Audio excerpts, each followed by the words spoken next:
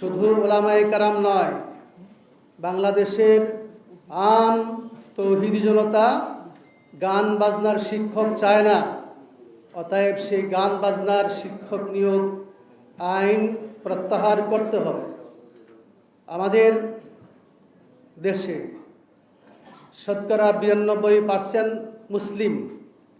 এখানে প্রত্যেক মুসলিমের দায়িত্ব হলো ইসলাম শিক্ষা করা। আমি মুসলিম, ইসলাম ছাড়া আমি মুসলিম দাবি করব কিভাবে?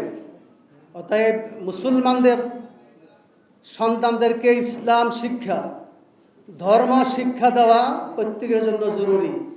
অতএব অনেক দিনের দাবি, হেফাজতে ইসলাম অনেক দিন ধরে দাবি জানাচ্ছে প্রাথমিক স্কুলে এবং হাই স্কুলে ধর্মীয় শিক্ষক নিয়োগ দিতে হবে।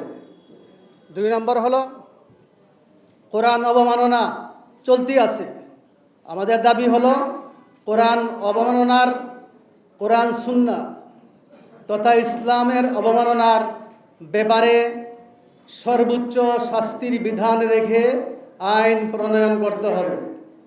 3 নম্বর কথা, আল্লাহ এবং আল্লাহ রসুলকে কটূক্তিকারী, রসুলকে গালি দেয়, এ ব্যাপারে হাদিসের আইন। আল্লাহ নবী নিজেই বলেছেন, বুখারী শরীফের হাদিস, মান বাদ্দালা দীনাহু ফাকতুলুহু, যে ব্যক্তি আল্লাহ এবং রসুলকে গালি দিবে নিঃসন্দেহে সে কাফের, সে মুরতাদ। আর মুরতাদের বিচার হলো কতল করা, ফাঁসি দেওয়া।